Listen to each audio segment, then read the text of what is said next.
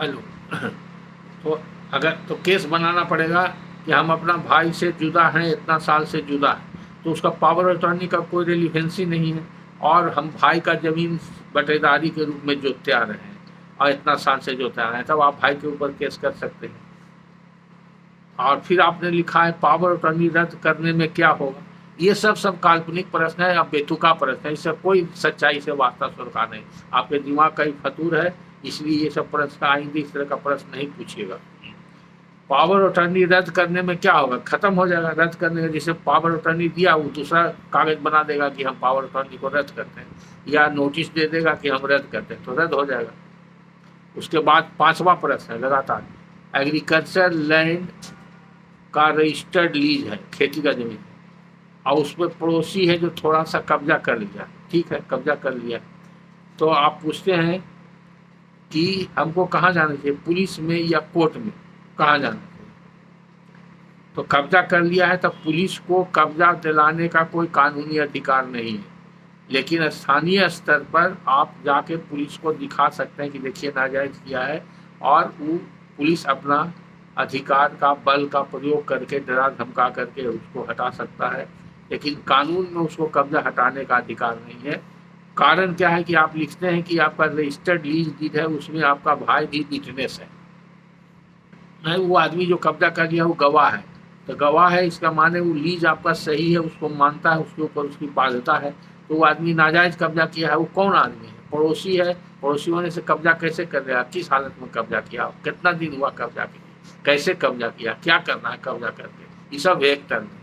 तो अगर आप कब्जा करके वो मकान बना लिया है तो पुलिस से कुछ नहीं होगा, आपको सिविल कोर्ट में केस करना पड़ेगा। ऐसे खेत जोत रहा है तो आप पुलिस से मदद ले सकते हैं, 144 कर सकते हैं, या एसडीओ कोर्ट में जा सकते हैं, नहीं तो सिविल कोर्ट में केस कर सकते हैं। ये सब का निदान आपको वहाँ वकील के यहाँ बिना गए हुए, और वकील का जो फीस होता है बिना दिए हुए आपको नहीं होगा। जैसे देवता के पूजा करने के लिए अक्षत चंदन लगाना पड़ता है, नौवेद घी दीप जलाना पड़ता है, तभी पूजा पूरा होता है। उसी तरह से कानूनी प्रक्रिया में जो पुजारी है वो वकील है, उसके यहाँ जा करके आपको पूजा करना पड़ेगा, यानी वकील के दरवाजे पर जाना और उसको पूजा करना, उसका पैसा देना, फीस देना आपका परम कर्तव्य है। नहीं दीजिएगा तो व्हाट्सएप पर कितनों मेरा सुनते रहिए, हजारों लेक्चर सुनिए, उससे आपका कोई फायदा नहीं होगा, सुनने से कोई नहीं होगा। अगर आप बीमार हैं तो डॉक्टर से रोज बात कीजिए, तो आपका बीमारी ठीक नहीं होगा। डॉक्टर के पास जाइए, डॉक्टर को फीस दीजिए, वो देखेगा तब आप ठीक हो जाइएगा, और डॉक्टर से बात करते रहिए तो नहीं ठीक होगा, और डॉक्टर देखेगा तो भी नहीं ठीक होगा। डॉक्टर देखेगा तो दवा लिखेगा, और फिर दवा जैसे लिखता है खाने के लिए खाइएगा तभी ठीक होगा। इसलिए ये सब प्रैक्टिस को छोड़िए।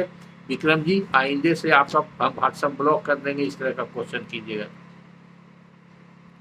अब अरविंद कुमार सर्वे अमीन है, ये सर्वे अमीन है, इन्होंने भी हाथ से लिखा है छोटा छोटा। देखिए आपको पहले भी बोले हैं, सभी को बोल रहे हैं, सब बराबर बोल रहे हैं कि आप लोग हाथ से महीन महीन लिख देते हैं और उसको फोटो करके भेजते हैं, तो पढ़ने में बहुत दिक्कत होती है।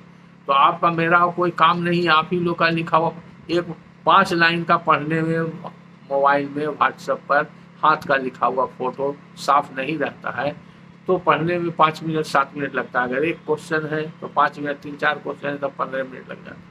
अगर ऐसा ऐसा 10 क्वेश्चन लगेगा तो 1-1.5 घंटा तो पढ़ने में लग जाता है, फिर जवाब देने में 1-1.5 घंटा। तो कितना मेरा बहुमूल्य समय बर्बाद था, आप लोग इसका ख्याल नहीं करते। इसलिए कोई एक प्रश्न पूछिए और टाइप किया हुआ भेजिए, सीधा और सटीक प्रश्न पूछिए, और अगर लंबा चौड़ा फैक्ट्स है तो उसको अच्छी तरह से उसको ठीक से लिखिए, ताकि कम शब्दों में लिख सकिए लंबा फैक्ट, और नहीं तो अवॉइड कीजिए वैसा पूछने के लिए। इनका अरविंद कुमार जी का लिखित प्रश्न है जिसको हम पढ़े हैं, पढ़ करके शॉर्ट में नोट किए हैं, इसलिए हम लाइन बाई लाइन नहीं पढ़ रहे हैं। अरविंद जी, रैती भूमि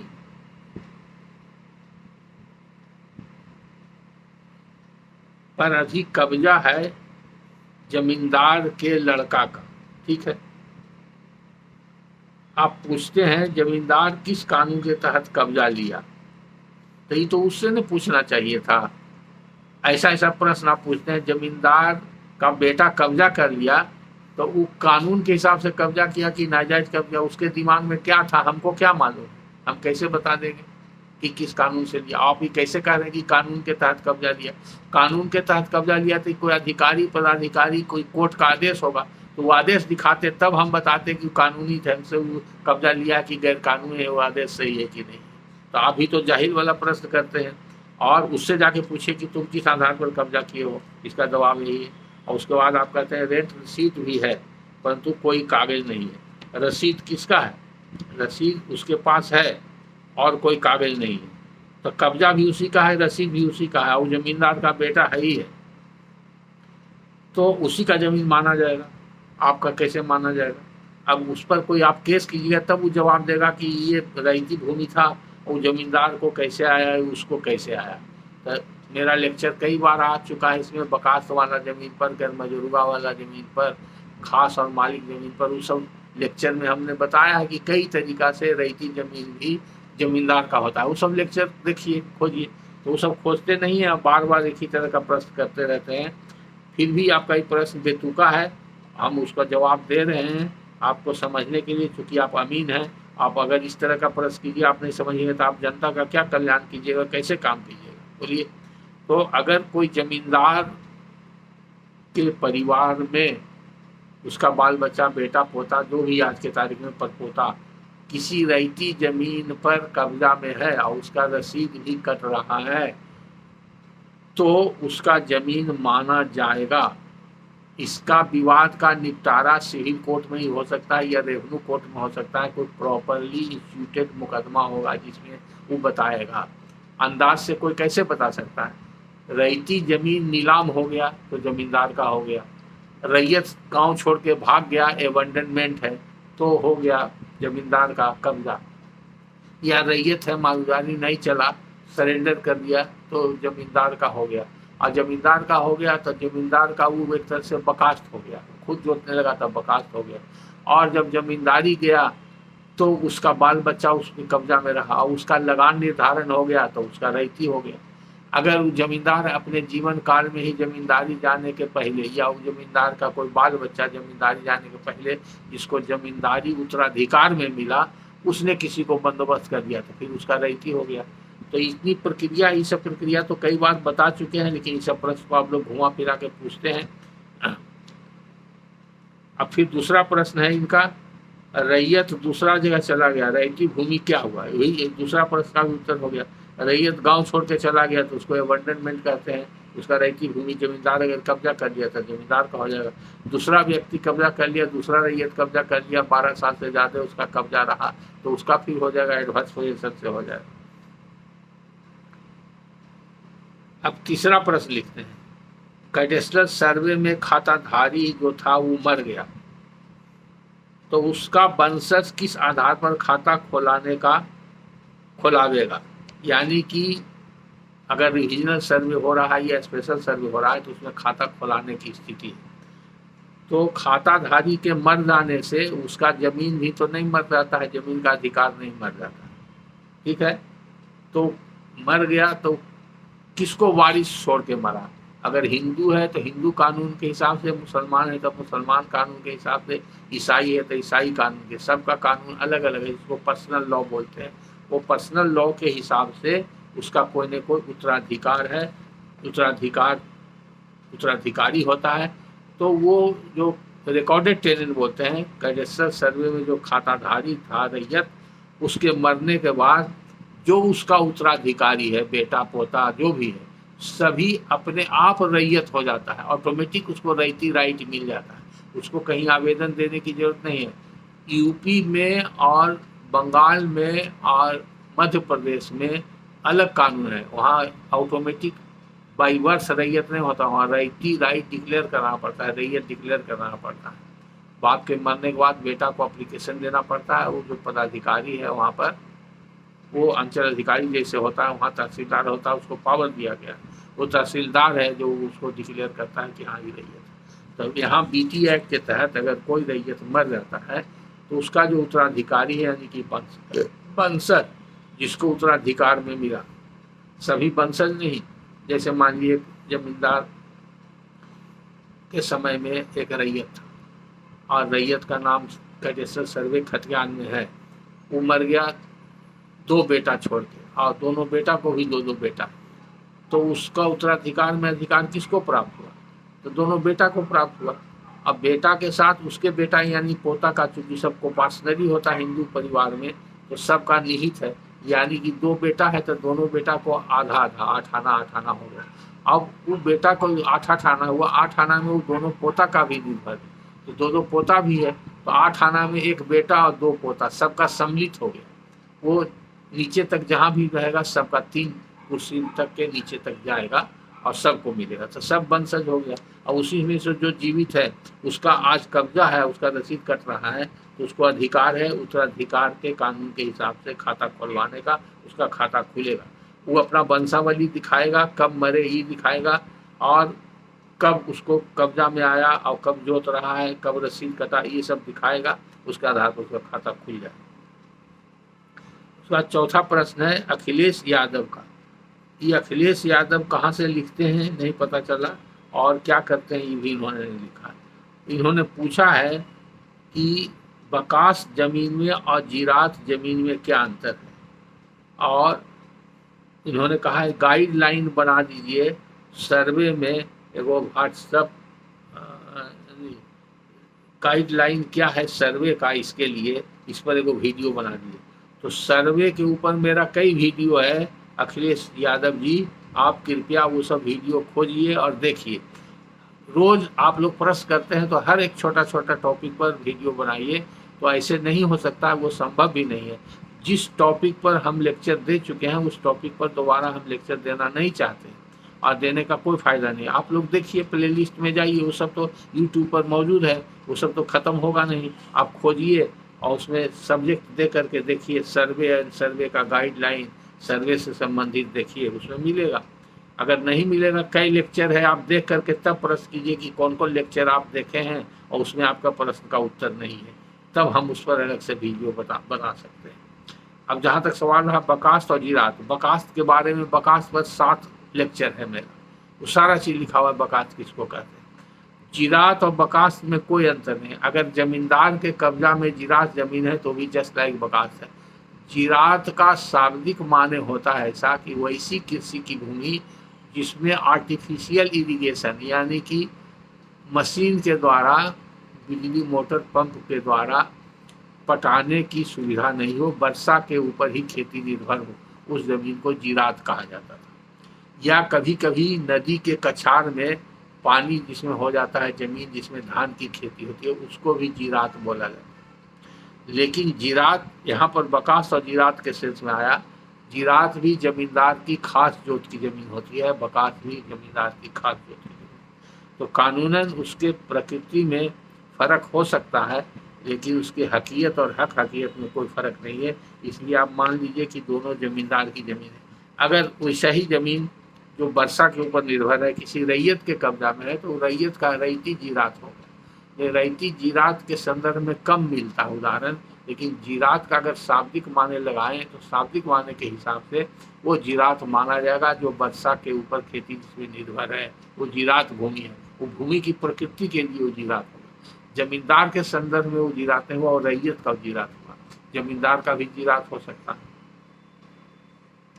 उसके बाद है अभिषेक कुमार। अभिषेक कुमार क्या करते हैं और कहाँ से इन्होंने लिखा है नहीं, लेकिन ये बहुत टेक्निकल प्रश्न इन्होंने पूछा है, जो कि एक वकील या जज ही पूछ सकता है। आम आदमी के लिए तो इस प्रश्न का कोई मतलब ही नहीं, आप पूछ भी नहीं सकते हैं, जान भी सकते हैं।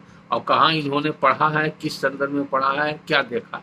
ऐसा शॉर्टकट प्रश्न भी जो होता है, किस संदर्भ में आप क्या जानना चाहते हैं, कहाँ पढ़े, कहाँ देखें, ये बगैर बताए हुए वो समझाना बताना मुश्किल है। आपका अगर कोई उद्देश्य है, जिस उद्देश्य से आप पूछ रहे हैं, तो उसकी पूर्ति नहीं हुई।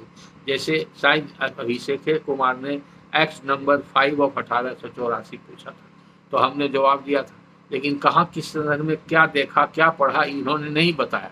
जब नहीं बताया तो इसलिए ये प्रॉब्लम आ गया। अब इसमें इनका जो प्रश्न है ये है, लैटिन मैक्सिम बोलते हैं, मैक्सिम मतलब मुहावरा, लेक्स टेम्पोरिस, लेक्स टेम्पोरिस, LEXTEMPORIS, लेक्स टेम्पोरिस। का रेलिवेंसी क्या है। और रेलिवेंसी, ये सब वर्ड रेलिवेंसी तो वकील और जज ही समझ सकते हैं, आम व्यक्ति के लिए नहीं है।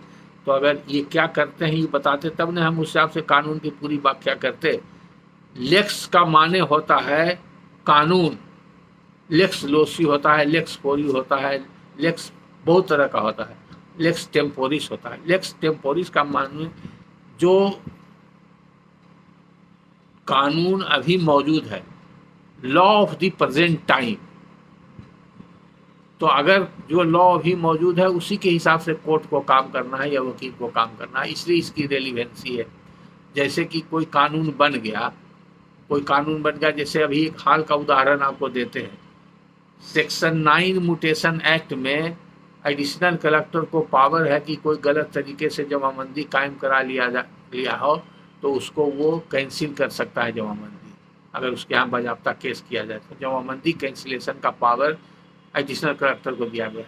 साथ साथ उसको ये भी पावर दिया गया है कि जो व्यक्ति नाजायज जमाबंदी बना करके ज़मीन पर कब्जा कर लिया है उसको कब्जा से बेदखल करने, यानी कि उसको एविक्ट करने का या इजेक्ट करने का या डिस्पजेस करने का अधिकार एडिशनल कलेक्टर को दिया गया। पहले से किसी कानून में ये अधिकार किसी रेवेन्यू पदाधिकारी को नहीं था, बल्कि हाईकोर्ट का बहुत सा रूलिंग था ये म्यूटेशन एक्ट आने के पहले तक का और बाद में भी है कि DCLR, कलेक्टर, एडिशनल कलेक्टर जितने रेवेन्यू पदाधिकारी हैं इनको ज़मीन पर से कब्जा दिलाने का अधिकार नहीं है और जमाबंदी कैंसिल करने का अधिकार नहीं है। तो चूंकि ये सब बहुत सारा कानून बन गया था इस हाईकोर्ट के रूलिंग के हिसाब से, इसीलिए ये म्यूटेशन एक्ट नया जो बना उसमें ही प्रावधान बना गया। लेकिन अब म्यूटेशन एक्ट बनने के बाद भी अभी हाल में पटना हाईकोर्ट का डिवीजन बेंच का जो अभी वर्तमान चीफ जस्टिस हैं उन्होंने रमोतार लखोटिया के केस में, वो मेरा ही केस था, वो फारबिसगंज का केस है, रमोतार लखोटिया बनाम बिहार सरकार के केस में एक रूलिंग दिया है। वो रूलिंग दिया है कि ठीक है जमाबंदी तो कैंसिल कर सकता है लेकिन उसको कब्जा दिलाने का अधिकार नहीं है, और कब्जा दिलाने का अधिकार सिर्फ सिविल कोर्ट को ही है। इस सिविल कोर्ट का अधिकार रेवेन्यू पदाधिकारी को नहीं दिया जा सकता है, वो नहीं इस्तेमाल कर सकता है। इसलिए जो कानूनी प्रावधान है वो गलत है, वो अल्ट्रा वायरस ऑफ कॉन्स्टिट्यूशन है, इसलिए उसको अल्ट्रा वायरस डिक्लेयर कर दिया, यानी कि उसको गलत वाइड नाजायज डिक्लेयर कर दिया, यानी कि वो कानून से ख़त्म हो गया। तो अब इस संदर्भ में आपको लेक्स टेम्पोरिस बताते हैं। अगर आप अभी कोई आवेदन देते हैं कैंसिलेशन के लिए, जमाबंदी कैंसिलेशन का, और यही प्रेयर करते हैं कि हमको कब्जा दिला दिया जाए, तो चूँकि कानून में तो लिखा हुआ है कि कब्जा का अधिकार है, लेकिन हाईकोर्ट के जजमेंट से जो कि लॉ ऑफ द लैंड बन जाता है, हाईकोर्ट का जजमेंट सभी पदाधिकारी और नीचे के कोर्ट पर बाइंडिंग होता है और एक तरह से कानून का रूप ले लेता है, जिसको रूलिंग बोलते हैं। तो रूलिंग वो लॉ ऑफ टेम्पोरिस हो गया, वो अभी वर्तमान समय में वही लॉ माना जाएगा। एक्ट देखने से, एक्ट पढ़ने से वही पता चलता है, लेकिन वर्तमान समय में वो लॉ, इसकी बहुत रेलिवेंसी है। जब भी कोई कानूनी बिंदु विवाद किसी कोर्ट या पदाधिकारी के द्वारा डिसाइड किया जाएगा, यानी कि उसको एडजुडिकेट किया जाएगा, उसको विचार किया जाएगा और विचारण के बाद उस पर फैसला लिया जाएगा, निर्णय दिया जाएगा, तो उस पर जो लॉ टेम्पोरिस का, लेक्स टेम्पोरिस का जो सिद्धांत है वो लागू होगा कि उस बिंदु पर अभी वर्तमान में कोई कानून है, अगर कानून में सुधार हो गया है तो वो लागू होगा कि नहीं। जैसे आपको भी दूसरा उदाहरण बताते हैं कि लैंड सीलिंग एक्ट में अरिया रैयत को हक सफा का अधिकार है, सेक्शन 16 सब क्लाउज 3 में, तो कानून में लिखा हुआ है, लेकिन बाद में वो अमेंडमेंट हो गया, उसको सेक्शन 16 सब क्लाउज 3 को हटा दिया गया। तो आज आप DCLR के यहाँ केस कीजिएगा कि राम ने जमीन श्याम को बेचा है लेकिन आरी में हम रैयत हैं, हमको पूर्व क्रय का अधिकार है, तो अभी वो आपका केस नहीं चलेगा, इसलिए कि अब वो प्रावधान खत्म गया। तो लेक्स टेम्पोरिस जो अभी प्रेजेंट कानून है, एक्ट में लिखा हुआ था पहले, लेकिन अभी वो हट गया अमेंडमेंट के द्वारा। तो पुराना एक्ट में देखिएगा है ही है, नया एक्ट जो अब छपेगा नई किताब उसमें से उसको हटाया हुआ रहेगा, पुराना एक्ट में ही रहेगा। लेकिन नोटिफिकेशन हो गया, अमेंडमेंट आ गया बाई गजट नोटिफिकेशन, तो उसको लेक्स टेम्पोरिस माना जाएगा और उसके हिसाब से कोर्ट को निर्णय करना होगा। तो ये आप समझ गए विक्रम कुमार जी। अब एक प्रश्न है, मंजीत हरियाणा से महेंद्रगढ़ से लिखते हैं। अब इनका प्रश्न तो बहुत लंबा चौड़ा है और कुछ ऐसा शब्द लिखे हैं जो शब्द का माने या तो हरियाणवी मिला हुआ टोन है जिसके वजह से उनको लिखने में दिक्कत हुआ हो, और उस हम नहीं समझ पा रहे हैं। जैसे उन्होंने लिखा है, दादा इनके मुजारे थे, काश व गिरवरदारी नहीं है। अब गिरवरदारी क्या होता है, मुजारे क्या होता है, हम नहीं समझे। फिर उन्होंने लिखा 1956 से कब्जा है। फिर लिखा है कमिश्नर का फैसला है, मालिक बने।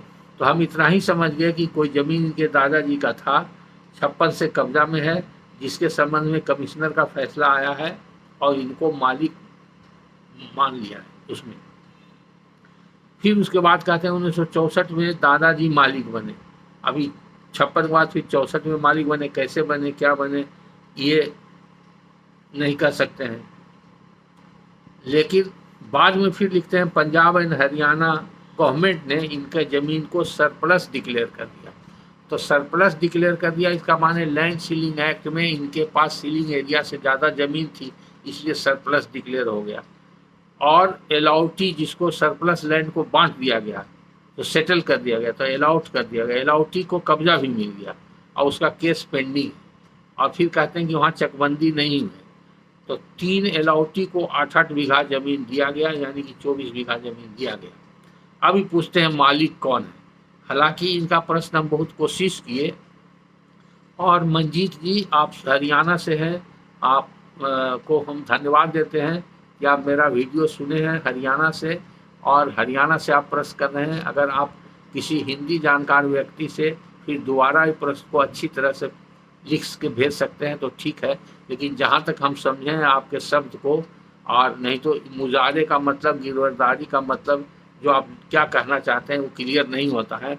लेकिन मुख्य बिंदु है आपका कमिश्नर का ऑर्डर और सरप्लस लैंड डिक्लेयर हुआ ये ऑर्डर। अगर ये दोनों ऑर्डर आप हमको भेज देते, अगर वो ऑर्डर टाइप किया हुआ ऑर्डर है अंग्रेजी में या हिंदी में, तो हम पढ़ सकते हैं। हरियाणवी में होगा तो नहीं भेजिएगा, तो अगर आप भेज दीजिएगा तो और हम सही जवाब देंगे, और नहीं तो अपना स्थानीय वकील जो वहाँ काम किए होंगे सीलिंग केस में, उनसे आप संपर्क कीजिए।